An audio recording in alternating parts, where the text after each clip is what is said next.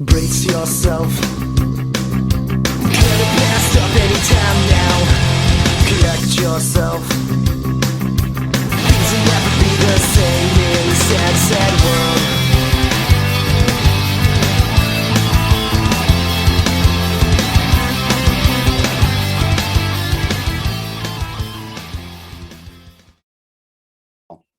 Welcome, everybody. Good to be with you today. Today we begin our new lesson, our lesson on Judaism. We are hitting the highlights of 3,000 years and one of the majority faiths, not the majority of faiths, but one of the three majority faiths of our nation. Find out who they are, where they come from, and how they fit into the story of humanities that we've been telling. I do need to begin with something of a content warning. In the Jewish tradition, the Jewish God has a proper name, which is no longer allowed to be spoken. Instead, the name is replaced by the Hebrew term Adonai, often translated in English as Lord in all capital letters. In the interest of learning, we will use that name once. Out of respect to the sensibilities of the Jewish people, we will use it only once and afterwards say Adonai or Lord. All right, let's begin. Let's begin where we left off with Augustus Caesar. He has taken out his rivals, his former allies. He now reigns as sole emperor of the massive Roman Empire. Total power is his, and you must not only serve him, but you must worship him as a god. Augustus is proud that he has brought peace to this whole territory controlled by Rome. He calls it the Pax Romana, which means Roman peace in Latin. He brings an end, he claims, to war throughout the entire empire. But it is the peace of a boot on your neck. It is the peace of you're not fighting because, yes, Eileen, yes, please. It is the peace of you're not fighting. Do the microphone dance. You got to pick it up, spin around, set it back. Don't try it. Don't try it. Don't try it. Thank you, Eileen. The peace of you're not fighting because your spirit has been broken. You've been conquered. We have a rare opportunity to hear the voice of one of the people that Rome tried to conquer and failed. That doesn't happen very often. But a general of the Picts, P-I-C-T-S, a people of that today we call Scotland, resisted Rome. And here is a speech, an excerpt from a speech he gave to his people as he encouraged them to fight for their freedom against this Pax Romana that's spreading. Here's what he says about Rome. Robbers of the world, having by their universal plunder exhausted the land, they rifle the deep. If the enemy be rich, they are rapacious. If he be poor, they lust for dominion. Neither the east nor the west has been able to satisfy them. Alone among men, they covet with equal eagerness poverty and riches. To robbery, slaughter, plunder, they give the lying name of empire. They make a desert and call it peace. That's what the enemies of Rome think about this Pax Romana, this peace that Augustus presides over. Let's take a look at his empire. And try as I might, this color-coded chart down here does not make any sense to me. Basically, everything with a number on it, regardless of color, is a Roman province. Rome controls all of this territory. I want to turn your attention to this tiny little spot right here, number 47 on the map. That's the Roman province of Judea. It's not very big at all, but it's very important historically. Judea is the homeland of the Jews. In fact, that English word Jew is just taken from the first syllable of their homeland, Judea. The Jews in ancient time are also known as the Hebrews or the Israelites. They're an ancient people with a rich, distinctive culture and a deep history going back at least 4,000 years. And they had a special privilege in the empire. Not many, but one special privilege. When Augustus says everybody must worship me, the Jews are excused. They didn't have to offer sacrifice to Augustus as a god, because one thing that the Romans did respect was the oldness of a belief system. And the Jews in the time of Rome were monotheists, only believed in one God. And so the Romans said, all right, you've been this way for hundreds and hundreds of years, you get a pass. You don't have to worship the emperor. Let's see where they come from. This is where they are at the time of Augustus, but we've just said they're a much, much older people and culture. Thankfully, unlike most of these territories here, we don't have anything in their own words, telling their story from their own perspective.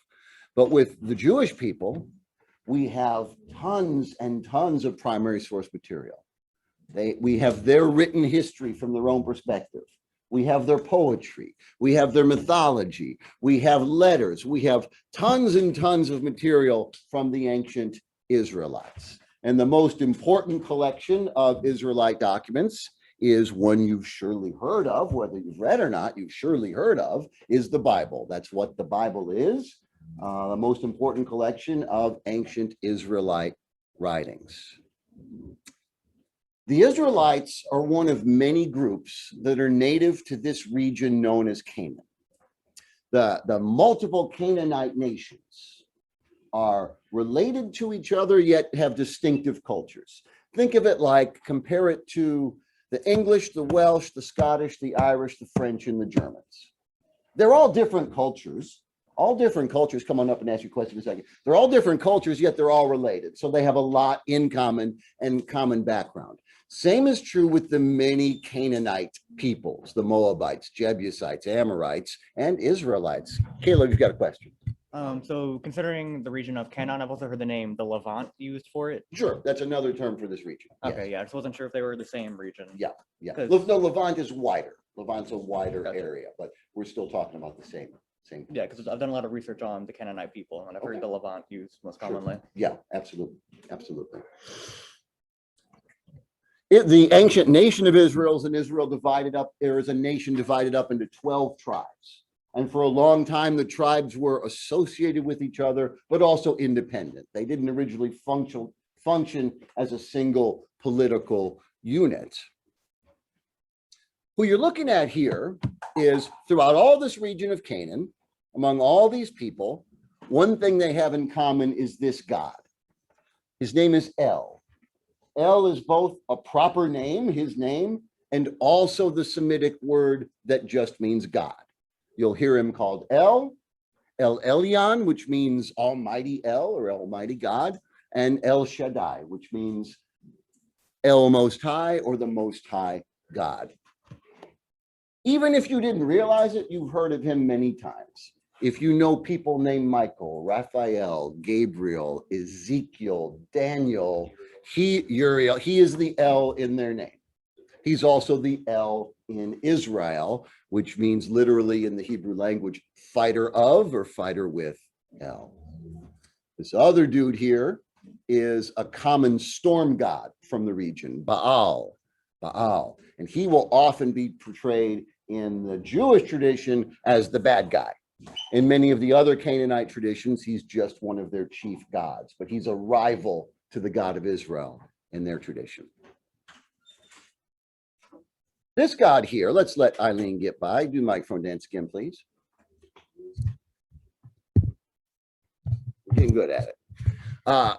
This fella here is another god of the region, very prominent. And here is where I will speak once the name that the Jews hold to be unspeakable anymore, and we'll only say it the once. His name is Yahweh Sabaoth, also known as Adonai or the Lord of Hosts. He is a moon and war god, likely native to the Midianites and other Canaanite people. He's very rarely pictured because it wasn't the Jewish tradition to make images of their god. When he is pictured, he's sometimes shown as humanoid, as he is on this coin, and he's sometimes shown with the head of a bull. The goddess Asherah in this region is often worshipped as the wife of Adonai. Adonai will become first the chief god and then the only god of the Hebrew people as they develop. That system is reflected in this ancient Hebrew text, which is going to present El Elyon, the highest God, as the father of the other gods, and El Elyon as giving the Lord, or Adonai, control over Israel.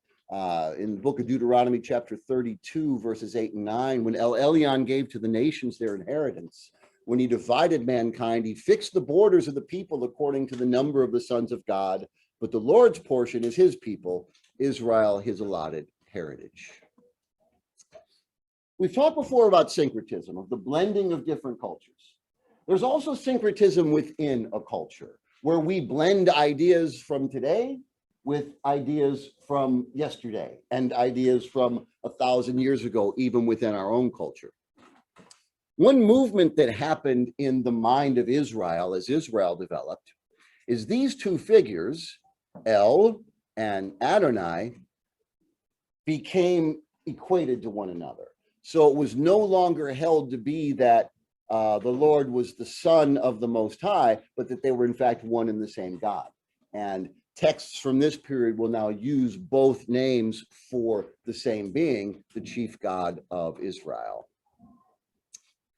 We call this approach henotheism, and that is an old Israelite approach to the divinity. Henotheism is exclusive devotion to a single God. It's not the same as monotheism. A henotheist does not deny the existence of other gods, but a henotheist says, but I only serve one. I'm faithful to my God. It doesn't mean I deny that there are other gods, just like being faithful to your wife doesn't mean you deny that there are other women. This henotheistic perspective is represented in texts like this, from one of the Psalms, Psalm 77, "Thy way, O God, is in the sanctuary. Who is so great a God as our God?" A text that recognizes, it seems, the existence of other gods, but says that ours is the greatest. That perspective is also reflected in the Ten Commandments, where Adonai says, "I am your God. You shall have no other gods before me." That perspective doesn't last, though. From henotheism, they grow into a belief in pure monotheism, which is the concept that there is only one God. You see that in later texts of the Hebrew Bible, such as the prophet Isaiah, who has God speak, "I am the Lord and there is no other." Isaiah is very explicit that for the Israelites, there is no other God. The Hebrew word Elohim is their plural word for God. It just means the gods. And when they become monotheists, they keep using this word. They simply use the plural word Elohim, the gods, to mean God. The first line of the Bible says, "In the beginning, Elohim," literally the gods created heaven and earth. But by the time it's written, that Elohim, that plural, simply is another name for the one God that they believe in. Lost to us in its story form is an old myth that tells of how the God of Israel became the only God. You can find a song, an ancient song that hints at the story in the 82nd Psalm, which has El, the Most High God, call all the other gods together in a council. El has taken his place in the divine council. In the midst of the gods, he holds judgment. And he accuses all the other gods of not taking care of the poor, of not presiding over justice. And then he sentences them to die. "I said you were gods, son of El Elyon, all of you. Nevertheless, like men, you shall die and fall like any prince." So there is a lost myth of the God of Israel calling together all the other gods and killing them because of their injustice. The most important figure in the Jewish story, we've been talking about how important stories are to the identity of a people. The most important figure in their story is this man, Abraham, whose story is set around 1900 BC. Abraham has a wife and he has a concubine. Concubine is a servant who also serves the bedchamber. With his concubine Hagar, he has a son named Ishmael, and with his wife Sarah, when he is 100 years old, yes, Devante. Mhm. It's like just like a maid. No, she's a maid that you take to bed. It's a servant who also serves you in the bedroom. A maid with benefits, if you will. Yeah, Caleb said, and I don't even think this is disrespectful because I think it was accurate. A maid with benefits was what Caleb said, and that's a decent definition of concubine. By the time he would normally be too old to worry about such things, when he's 100 years old, he and his wife Sarah have their first son and only son. His name is Isaac. So Isaac clearly is, in the story, he's a miracle child. His birth is considered to be a miracle, and he is the chosen one. It's good to note that in the Islamic telling of the story, it's not Isaac, but it's Ishmael that's chosen. So a note here, when we talk about the stories of the Hebrew people, we might experience this differently than we experience it when we talk about the stories of the Greeks and the stories of the Romans, because there will be people here who believe these stories as a matter of faith, as one of the most important parts of their identity. And that's perfectly all right. That's not the position I'm advocating. In an academic setting, we take a neutral approach to religious stories. So as a teacher, I must treat these stories the same way I would treat the stories of the Greeks or the Romans, and take no public position on whether they're true stories or not. We're examining them specifically as stories. God gives a promise to Abraham, whose earlier name was Abram. He says, leave your country, your people, and your father's house, and go to the land I will show you. I'll make you a great nation, and I will bless you. I will make your name great, and you will be a blessing. I will bless those who bless you, and whoever curses you, I will curse. And all peoples on the earth will be blessed through you. So in the Jewish understanding, the land that is traditionally theirs was promised by God to their forefather, Abraham. A couple generations later, and of course, we're hitting only the highlights. You can't cover 3,000 years in depth in a single class period, but Abraham's 12 grandchildren, they moved to Egypt during a time of famine, because Egypt still has enough food to take care of everybody, they and their families. Over the years, those families grow, and the clan of Hebrews grows in Egypt to the point where the government of Egypt is worried about how influential the Hebrews, the Israelites, are getting. And so they're enslaved. And the Hebrews become slaves in Egypt for 430 years. This changes when this little baby comes around. In an important story said about 1350 BC, the Pharaoh, that's the title of the ruler of Egypt, the Pharaoh is worried about how big the Hebrews are getting, the Israelites are getting, so he orders the massacre of every male child. One Hebrew woman is like, I'm not letting them kill my baby, but I don't know what else to do, so she hides him in a basket in the reeds, where he's discovered by the daughter of the Pharaoh. And do my microphone dance. And as he grows up, instead of being killed, he actually gets to grow up being treated as a prince of Egypt. His name is Moses. So his life as a young man is a pretty decent life. He's not a slave. He's royalty, even though he's a Hebrew. Till one day he sees an Egyptian mistreating, beating a Hebrew slave. And he's like, I don't think so. You're not treating one of my people like this. And he kills the Egyptian. And after he's killed the Egyptian, even though he's a prince of Egypt, he's got to run away because he's still a Hebrew, and a Hebrew doesn't get to kill an Egyptian and get away with it. When he runs away out in the desert, he has an encounter with a bush that is on fire, and yet the fire, though it burns, it does not consume the bush. Moses approaches the bush, and the voice from the bush tells him, take your shoes off, this is holy ground. And then the bush reveals himself. He actually reveals that sacred name that the Jews are no longer allowed to pronounce, which translates to I am that I am. And this voice, the God of Israel, gives Moses the mission to free the Hebrew slaves from Egypt. He's worried because he's not a good public speaker. So God tells him, that's what your brother's for. And so Moses brings his brother Aaron along with him to the court of the Pharaoh and demands, let my people go. The biblical text never identifies who the Pharaoh is during the time of the Exodus, but many scholars compare the details of the story and the timeline and say that the most likely candidate is Ramses II. Here's an ancient statue of Ramses II. Here's a modern art, and here's his actual face, because ancient Egyptian people, we can still look on them because they preserve them as mummies.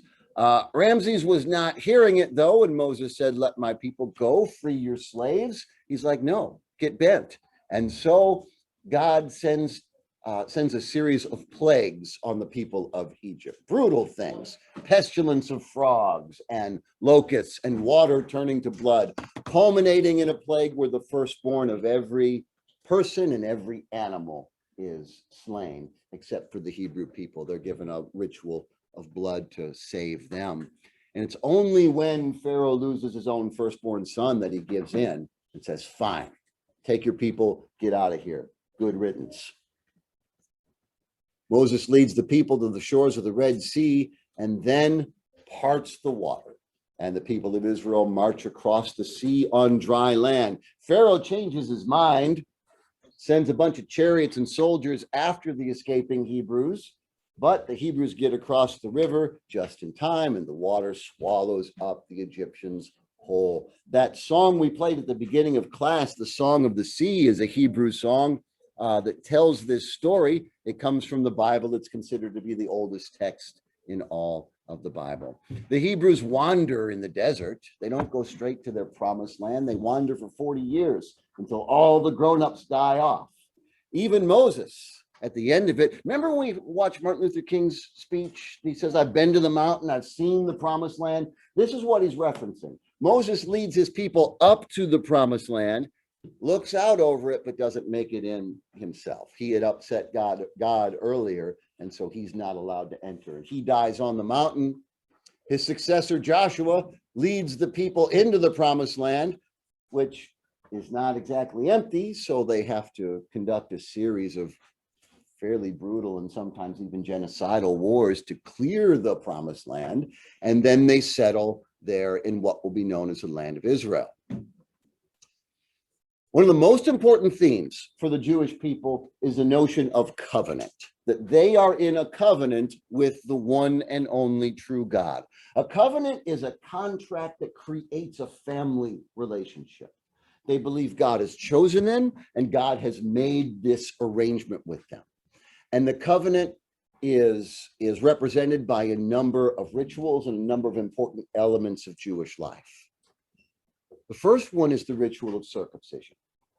On the 8th day, the flesh of the foreskin shall be circumcised. So every male Jew going back into the ancient world has to be circumcised. That is the cutting off of the skin at the tip of the male genital member on his 8th day of life. And that's supposed to be a permanent sign of, I've said that the most awkward way possible, a permanent sign of, does anyone not know what we're talking about? A permanent sign of the covenant.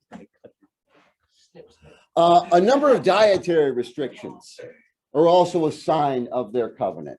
The most notable one, and they share this with Islam, is that pork, as well as shellfish and many other foods, are considered unclean. And so the Jewish people are not allowed to eat any pork or many other things. The covenant involves a number of rituals of purity, hand washing at different times. Actually, washing hands before you eat, never a bad idea. But for them, there is a symbolic meaning to it also. The Sabbath day. Big part of the Jewish covenant is that the 7th day, remember we said leisure is the basis of culture at the beginning of this class? Well, the Jews have known that for a long time. Part of their covenant is the 7th day of the week, Saturday, is to be a day of leisure. Yes, of prayer and worship, but also of rest and family time and relaxation. Traditionally, they've been forbidden to do work of any kind other than very specific life-saving emergencies on Saturdays. They have a healthy appreciation of the importance of kicking your feet back and taking it easy every once in a while. Ancient Judaism, you don't find this today, but ancient Judaism also had a ministerial priesthood and a number of animal and plant sacrifices with very burnt offerings with very specific rituals to go around with them to keep the relationship between the people of Israel and their God going. What I think, and of course, what I think is not important, but I'll tell you anyway, what I think the most long-lasting contribution of the Jewish people to mankind has been this. Part of their covenant is a concept that the relationship with the divine, the relationship with God, if you're a monotheist, with the gods, if you're not, with whatever you believe in, if you're something else, that it's not enough to just perform rituals and sacrifices and all that. That what God really wants of us, the Jews say, is to treat one another right. Learn to do well, the prophet Isaiah says. Seek judgment, and that can also be translated justice. Relieve the oppressed. Give justice to the fatherless. Plead for the widow. Take care of those who can't take care of themselves. Other places in the Hebrew Bible talk about kindness to foreigners and hospitality, that it's not just about magic and mystery and ritual and all that, that the Jewish God wants you to be good to each other, to build a world actually worth living in. That is, Stephen, come ask you a question for the mic. Caleb, let's Stephen up for a second. That's a major contribution of the Jewish people to human ideas. Because the other cultures, Zeus, you don't care about that stuff. Poseidon, you don't care about that stuff. God of Israel does in the Jewish faith. Yes, Stephen. So, Mr. Childers, would this be considered the 10 Commandments of the Jewish faith? The 10 Commandments are part of the Jewish faith, and they are in the Bible, in the book of Exodus. This is not from that passage. This is from elsewhere in the Bible. So this is from the book of the prophet Isaiah. But they're both part of the Hebrew scriptures of the Jewish faith. So yes, Exodus. Good eye. So we said that they were a federation of 12 tribes. Around 1037 BC, the 12 tribes are united by this man, King Saul, and united for the first time in a single nation with a single government, the nation of Israel. Saul has a bad time, though, and Saul is overthrown by this guy, King David, who reigns from about 1040 to 970. And in the Jewish faith, King David is a very important figure. God makes a new covenant with King David in the Jewish scriptures. Thus says the Lord of hosts, your house, David, and your kingdom shall be made sure forever before me. Your throne shall be established forever. So he's considered uniquely chosen by God to rule, and his sons after him will continue to rule. David's son Solomon will build a magnificent temple in David's new capital of Jerusalem. And Solomon will also be remembered in Jewish tradition as the wisest man ever to live, and also one of the richest. But there's a problem when Solomon kicks off. You always get this in a monarchy.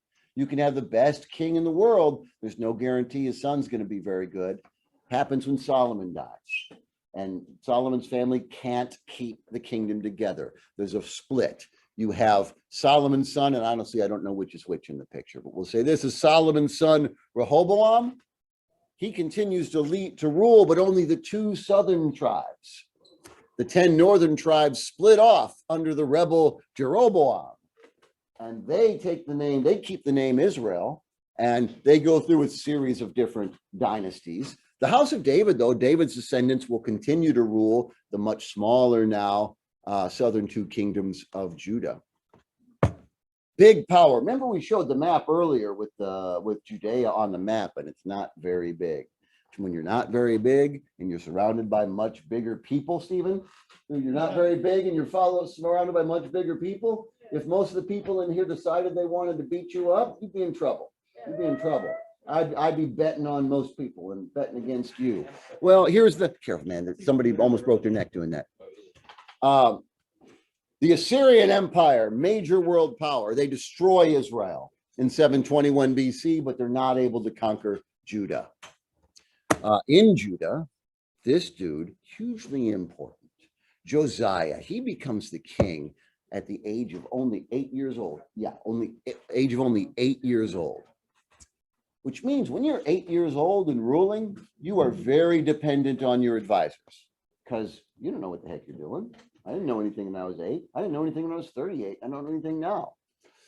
So this advisor, the high priest Hilkiah, is going to be incredibly important. Hilkiah is going to be the real power behind the throne in the time of Josiah. And one of the things Hilkiah does is he says, hey, King Josiah, guess what I just found? I just found a whole new book of the law written by Moses that we'd never seen before in the last 700 years. And this new law that I found says, well, my authority is greatly increased. You haven't been giving me enough power. And my temple in Jerusalem, that's actually supposed to be the only place people are allowed to worship God with sacrifice. And nobody's allowed to worship any other gods. And we've got to smash all the shrines to other gods and even shrines to the Lord anywhere other than Jerusalem. So the high priest and Josiah create this monopoly in the city of Jerusalem for the Jerusalem priesthood. But it doesn't last, because here comes the next big kid to beat up Stephen. Babylon conquers Judah in the year 586 BC. They destroy the Temple of Solomon. They overthrow the house of David, these kings that have ruled for 500 years.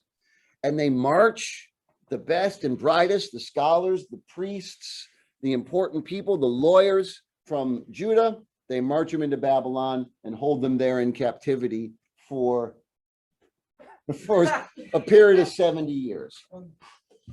This 70-year exile is hugely important because it's during these 70 years in Babylon that much of the Hebrew Bible is written and edited and compiled together. Oh, here comes the next big kid, Stephen. And this time, this big kid's not here to beat you up. This big kid's got your back. So Cyrus, the king of Persia, comes along and he conquers Babylon. But Cyrus has a policy of respecting other people's cultures instead of smashing them. So he says, Jews, you've been captives in Babylon for 70 years. Go home. I'll send you back to Judah. And I'll give you the money to build your temple back up. And okay, you're part of my empire now. And it's going to be that way for the rest of time. Basically, the Jews aren't going to rule themselves again till modern times. They're going to bounce from imperial power to imperial power. But you can do a lot worse than Cyrus. While the Jews are part of the Persian Empire, they're greatly influenced by Persian religion. The majority Persian religion at the time is Zoroastrianism, and it's from Zoroastrianism that Judaism gets some important concepts such as Satan and the resurrection of the body and an apocalyptic end of the world on the last day. It inherits those from the Persian religion. Persia doesn't last, though. It's taken down by our good friend Alexander, and being a little guy, the Jews just bounced from Persian control to Macedonian control, and then ultimately to Roman control. Almost, I guess a full circle would be, the full circle will happen in modern times when they get to rule themselves again, but we'll get there. We'll get there. The way the Romans run the Jewish homeland, the way they run Judea is they appoint a puppet king who is, the Jews don't recognize him as one of them, but he thinks he is. So they give a puppet king and then a Roman governor. The most famous of the kings is Herod the Great. The most famous of the governors is Pontius Pilate. Oh, no. So Herod the Great, Pontius Pilate, some dude. While the Romans are ruling Judea, the Jews develop this hope that a figure called the Messiah, it's a Hebrew, like Mashiach is the Hebrew term, literally means anointed one. It's what they used to say of their kings. That, yes, Jordana? Come up, say in the microphone. Just sit on that side for me, please. Here comes Jordani, microphone dance. How's it going, Jordani? I'm good. Didn't they call like the Messiah like Jesus or something? So you're jumping just a little bit ahead, but you're on the right track. So follow me. Stay with me for the next couple slides and see if I've answered your question or if I've pointed you in the direction of where we will answer the question. Okay. So the Jews get this concept, Mashiach or Messiah, that an anointed one is coming, someone who God has chosen to free them from the Romans, and depending on who you ask, to do all sorts of other special things, that there's going to be some new creation, some new activity of God in the world, most importantly, to bring freedom back to the Jews. In this time period, the time shortly before, during, and shortly after the time of Augustus Caesar, so the turn of the 1st century AD, there are many movements, many people who either claim or are claimed by their followers to be the Messiah, the one sent by God. Some of the most famous are Judas the Galilean, Jesus of Nazareth, Theudas, and Simon Bar Kokhba. So Giordani was specifically asking about Jesus. So Jesus is one of the figures that is claimed to be the Messiah by some. If that seems like that's not much to say about someone as important as Jesus, that's because Christianity is the next topic. So we'll say more about him, but I don't want to treat Judaism as just, the prologue to Christianity. So I want to give it its own lesson. I will say this though: Judas the Galilean, Jesus, Theudas, Simon Bar Kokhba, just about everybody who was ever considered to be the Messiah ended up the same way. You don't resist Rome and get away with it. You got to have an Uzi or something, and they don't have Uzis back then. Lots of people stand up to Rome. Nobody's going to succeed for another 500 years, all right, including any of these messianic figures. The Jews as a whole, led by Simon Bar Kokhba, that's not fair to say, but a large number of Jews led by Simon Bar Kokhba rebel against Rome in the year 70, and Rome wipes out their capital city, destroys Jerusalem, tears down their temple once again. Do the microphone dance in the year 70. This is actually a monument, a Roman monument commemorating the destruction of Jerusalem and the Jewish temple. So what the Jews would mourn, the Romans are celebrating here in this. This wall, this outer wall, is all that remains of the ancient Jewish temple. It's known as the Western Wall or the Wailing Wall. It is the most sacred site for the Jewish faith. Jews to this day go to this site and pray to the only thing left standing of their ancient temple. In 136 AD, Bar Kokhba did not lead the 70 AD rebellion. I apologize for that misstatement. He did lead the 136 AD rebellion, a second rebellion, and this time the Romans had had enough. So not only did they smash the Jewish people, but they kicked them out. They kicked the Jews out of their own homeland. They're expelled from Judea. From that point forward, that begins what we call the diaspora. For centuries following this, they're not allowed in their own homeland. The Jews will be a tiny and often hated minority everywhere they live. Throughout Europe, Asia, Africa, they no longer have a homeland of their own. The Romans threw them out. We call this the diaspora. We also call this first of all, I am grateful to the respect and interest you've shown in the topic, and let's finish tomorrow. How's that sound? All right. So yeah, everybody, what's that?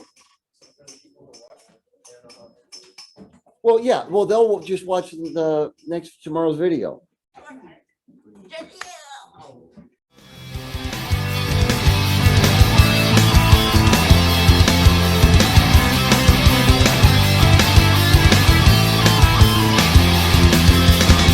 Around a lot of it, trying to make the pieces fit to a puzzle with a million missing pieces. When I'm feeling fine is when I discover that I'm afraid to blow my cover, and there's something very wrong with this. So slip back in your hole, or get back in your cave. If I'm going down, I'm taking someone with me.